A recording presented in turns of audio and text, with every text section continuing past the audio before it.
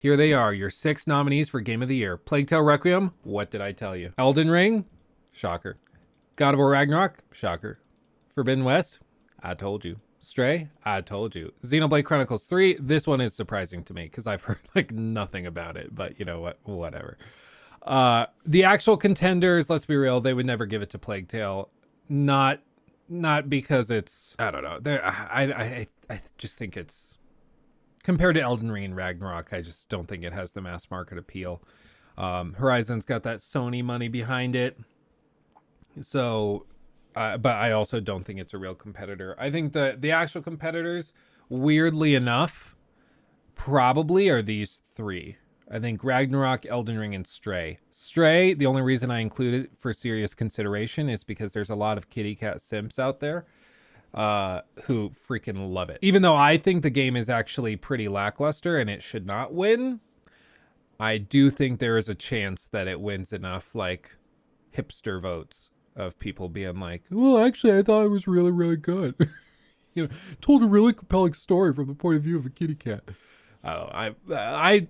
I got so much flack for what I said about it, which was just play the game for free if you can, especially because there's nothing that Stray offers you as a player that you cannot get from watching somebody else play it.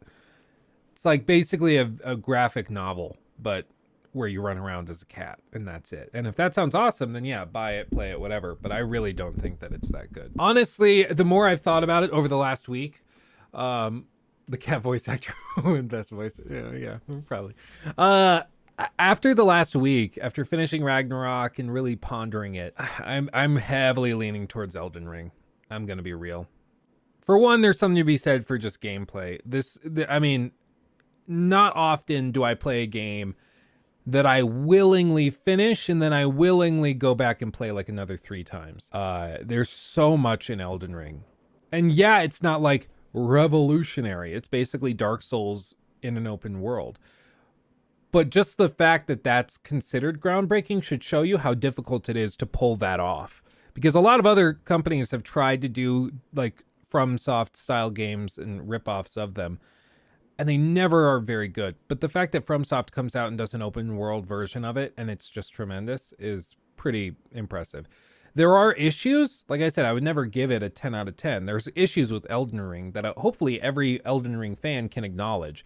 The balancing issues, and the fact that they kept pendulously swinging back and forth, that's a problem. It just is. Like the fact that you could play the game on Tuesday and have a decent time going against Melania, and then Wednesday you play against it, the same boss fight, but you cannot beat it because they patched it and broke it after launch, where now every time she does an attack animation, she heals herself instead of just when she lands the attack animation, you know? So just that lack of consistency, I think you have to penalize it a little bit. But bear in mind, like, none of these games, I really, like, I only would give something a 10 out of 10 if I literally cannot think of something to improve. Like, that is a perfect score, and so I would give it a perfect score. I understand a lot of companies and reviewers have different strategies. Like IGN, they have it basically so it's a masterpiece, it's phenomenal or amazing or whatever else it is, and then that label has a number associated with it. So if they consider it a masterpiece, doesn't mean it's perfect, but they give it a very high score. It gets a 10 in that case. So I understand that that's what that is. But I give 10s, and I would give something a 10 out of 10 treatment if I literally cannot think of anything to improve. Like Red Dead Redemption 2 would be one of those games where I can just say, well, I would have liked to see more, like, something fresh and new. But when you ask me what that fresh and new thing is, like, I really don't know. Like, I don't know. Like, and in that case, it's like, well, I wish they did something even cooler. Like what? I don't know. I'll know it when I see it. You know, that's not very helpful. So I really don't have any constructive feedback for something like Red Dead 2. It's just a tremendous game, especially at the time, 4 years ago. So that's where I'm at. And so, like, Ragnarok, there are issues. Like, the compass being a huge one, considering level exploration is very important. especially after you finish the main story and you're doing side content. The fact that the compass is so freaking broken is an issue for me. So it wouldn't get a 10 out of 10. Plague Tale wouldn't get a 10 out of 10. Mainly because there's some clunkiness here and there. The AI isn't that tremendous. I ran into some issues and bugs here and there. Forbidden West, I just find it very lackluster. I think Aloy is extremely boring. Isn't the compass thing a bug though? Apparently not, Gelzo. Because it worked the same way in 2018, but like nobody talked about it, which is weird to me. I'm like, it's one of the most overlooked major issues in a video game of the last like 5 years. It's bizarre to me that nobody talks about it.